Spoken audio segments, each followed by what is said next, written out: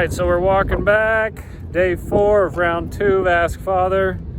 And I was thinking about one of the questions that came through a couple days ago was talking about actually purgatory, but more of can the suffering that we go through now, can that suffering take our time off purgatory?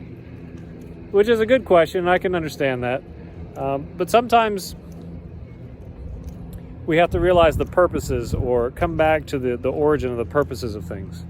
And so suffering, let's say 2 different parts. So suffering has a refining effect. So suffering of going through something that we don't control, it refines us.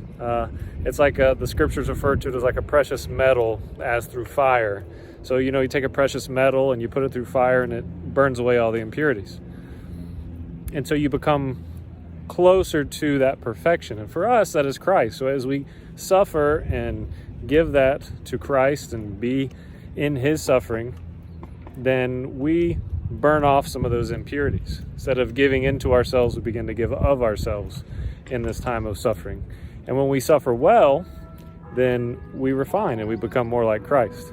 And in becoming more like Christ, then there's no need, there are not as much a need of suffering, of purgatory, of being purged, so that we can enter completely into heaven. Because remember, purgatory is that purging. It's nothing unclean, nothing imperfect can enter heaven.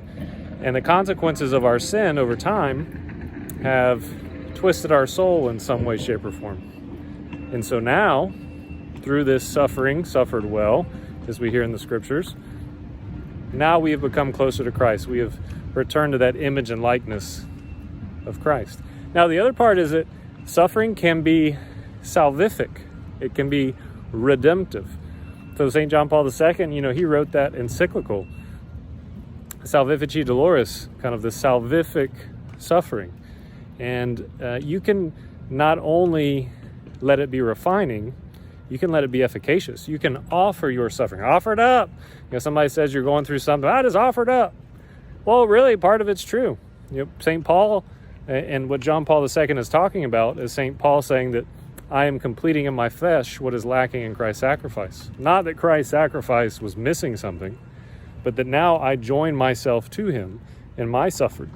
I unite it to Christ's suffering and offer it to the Father in him, through him, with him, in him. That is the idea of the whole Mass sacrifice. So offer it up. Give it to God. And as we focus on others, as we focus on God and loving others, sound familiar? As we do those things, then we become more like Christ. And in becoming like Christ, we now have less need of being purged and formed in his image.